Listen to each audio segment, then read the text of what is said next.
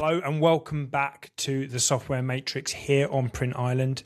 And today we're going to be looking at printing AI once again with Printing United Alliance.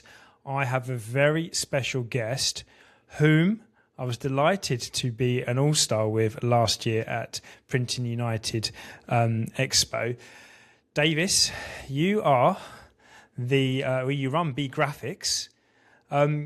Just tell those that don't know who you are or who have not seen you and what you wear at these shows, what you do and who you serve. So usually you can find me at a trade show in a bright yellow jacket.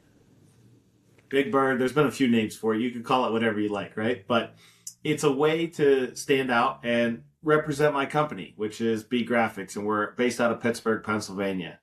And from the outside, most people think we sell apparel, but that's not really what we do. We work with coaches and businesses and like booster clubs to kind of people that don't have enough support in the organization or are trying to do too many jobs. We try to help them minimize the chaos. We build programs to help people run things with apparel and promotional items. And we try to simplify all the steps that have been traditionally hard in it.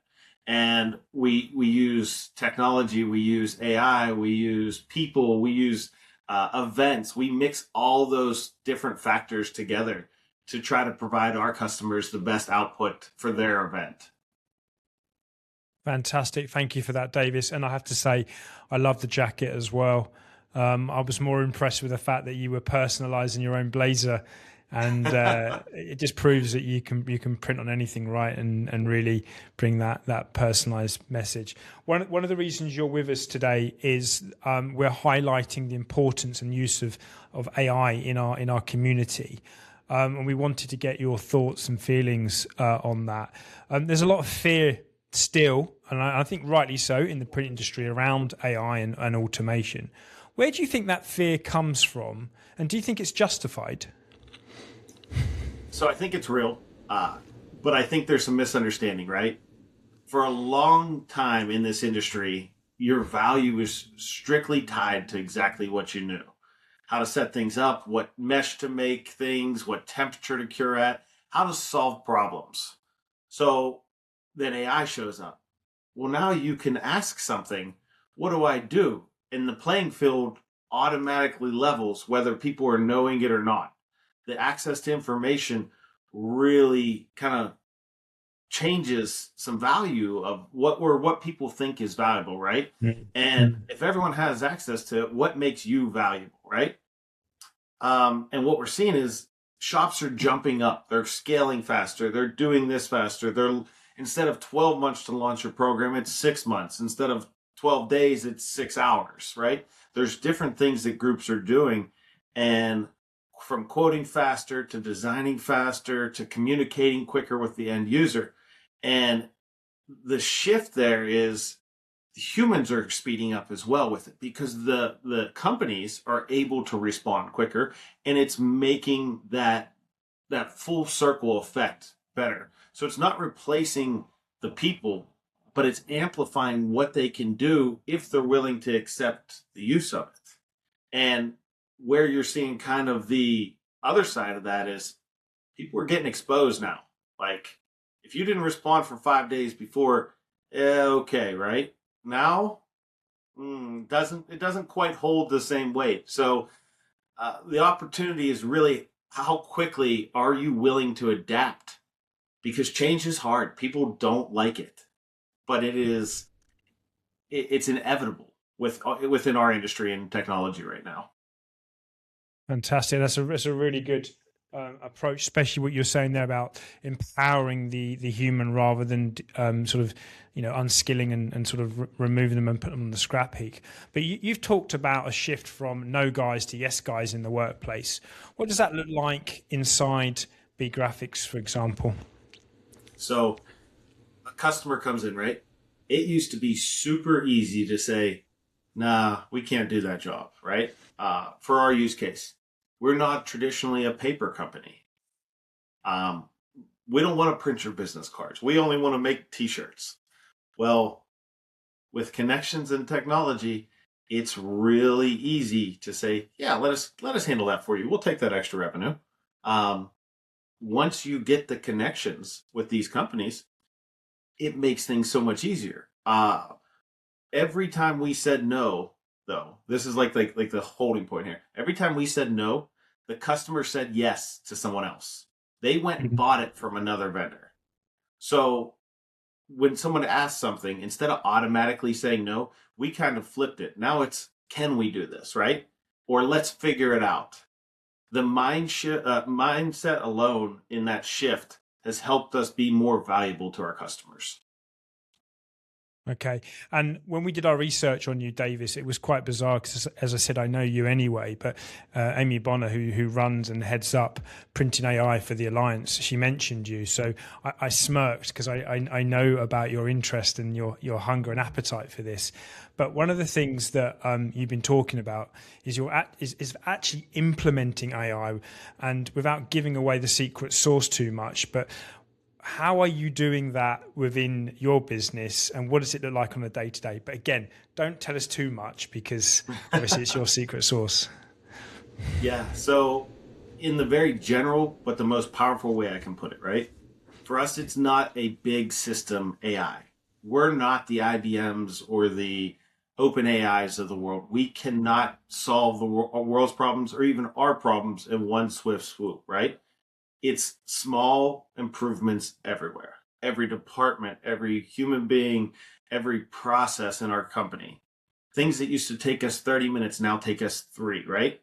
Writing out quotes, creating mock-ups, communication, everything is moving faster. And the biggest shift is it didn't replace the work, right? AI hasn't replaced the work. It replaced our busy work, the stuff that would just take you so much time. So now we can spend more time talking to our customers in front of them and working on an outcome, just not a task of, oh, let's enter this order. Okay. And like you called yourself a printer at the beginning of this call, and you mentioned business cards and apparel and stuff, right? And obviously you must hang around with other printers, right? You must be part of some other a print club where you guys all go and talk about all kinds of stuff, I guess. But a lot of printers feel like this stuff is out of reach, too technical, too expensive, too complicated. I don't see that from you. Am I right in thinking that you see it all very differently? I believe I may have adopted this earlier, but the thinking that it's out of reach or too hard to do is a very narrow-minded look at it, in my opinion, right? Because everyone that has learned this hasn't went to some $100,000 school, or the people getting started, right? They don't have a degree in how to develop a large language model. Mm. The knowledge is free. The clarity to understand it isn't, is probably the best way to put it. So knowing that you can go out and get this knowledge, or you're going to sign up for $1,000 course and you may feel that it didn't do something for you. There's education everywhere. It's being able to hone in on a topic you want to learn, taking that topic, and then compounding that over time. Every little bit of knowledge you've learned from the start builds on the next step, on the next step, on the next step. And it's like going to grade school again. It is really what it feels like. You will have a breakthrough in the first 5 minutes and spend the next 5 hours and not get something done. Yeah.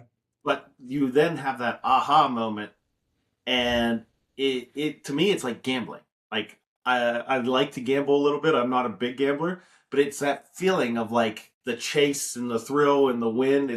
Or compared to sports, it's that same idea. Like you're working to get something, and it's unbelievable. So I guess I kind of stumbled there, right? But we're not automating everything. We're not trying to solve for everything. We're just going one little topic at a time, researching how to make it better, seeing what tools make it better, using AI to help us with that, fixing it, and then building from there, one on top of the other with that compounding like I spoke about. And you just mentioned in that, the answer to that question, how knowledge is actually free now. which I think is a huge point there to anyone in any business. Going slightly off topic or slightly off piste here, do you think that we're framing the question around it, or we're framing AI incorrectly in the print industry? Because actually, as you say, there's a lot of resource there for business owners to use, to improve, to get better. Do you think it's been framed or positioned in the wrong way? So there's no shortage of tools or automation, right? The challenge is it's not explained in a way that connects to your day-to-day work as like a print owner. Like, there was nothing of anyone telling a TikTok story or a YouTube story on how to solve issues in the printing industry. It was how to solve this for this, right? Or how to fix this program for that, or marketers or whatever. And now you kind of have to reframe your thinking. Instead of just consuming all this information they're putting out, pick one thing that somebody's telling you how to do and apply it. And apply it to a real problem you have in your industry, right? Or in the print industry. Solve for that. And then it's like, or ask it, here's what I'm trying to do. Here's some information on it. How do I help me solve this in my business? Fantastic. And where do you think the print industry sits right now compared to where it needs to be on all of this? And that's quite a deep question, I know. So I think we're at a split, right? I think some businesses are adapting. Some are doing well, they're learning, they're growing, and others are always doing the same thing that they have, right? And the gap between those two types of businesses is growing, because it's not just about being efficient anymore. It's about expectations. Customers don't compare you to printers. They compare us to Amazon, right? So fast, easy, seamless, that's the standard that we're seeing now. And that's what they're expecting out of the entire print industry. Yeah, it's interesting you say that, because I think the Amazon experience, we all have that in our personal lives, so therefore we expect it in our professional lives as well, right? What's the one thing for you that you wish the print business owners understood better about software automation and AI? So honestly, most businesses don't have a marketing problem, right? They're getting enough orders. They have a systems problem. You don't have a marketing problem. You have a friction problem.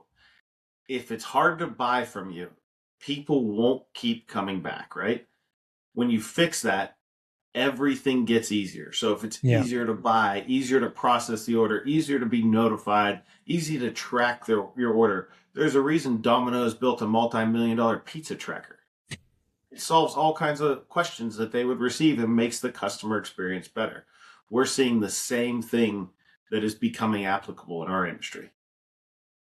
Interesting. And for someone, and the Domino's pizza link is very interesting there as well, because actually it's all about information again, showing bidirectional data flow. It's as basic as that, isn't it, really, when you think about it? But for someone sitting in a session at Print United, let's say in the AI Pavilion, feeling a little overwhelmed, what's the one practical thing they should go home and do on the following Monday morning, in your personal opinion? That's always a tough one, right? So I would say don't try to change everything. That's absolutely where people get stuck. Go home and find the one thing you keep avoiding, the task that slows absolutely everything down. Make it easier, and that's how you're going to build momentum in your business. Fantastic advice. Or talk to you, because obviously you can tell them what you've learned along the way, right? Exactly. So you're involved in the Print United Alliance, both from a personal and professional point of view. Why does that community mean so much, and why should people be joining it right now? So we joined because this type of change is hard, right? And trying to figure it out alone, you almost feel like you're on a print island. So, see what I did there? But when you're around other people who are going through the same challenges, you get clarity faster. It may not all come at once, but hearing other people in talks or things like that, you see it working and you avoid some mistakes you may have otherwise made. Like, you don't need all the answers. You need proximity to the people that have the answers. And that's what helps you move forward with confidence. Fantastic, Davis. Thank you for joining us on the island. We look forward to you leaving the island and making your way to Vegas for Printing United in September. If anyone wants to get in touch with Davis, please look in the details below. I honestly can say that he would have plenty to share with you from real life use cases. Don't be scared to ask any questions. We're all on a journey. Thank you, Davis. Thank you.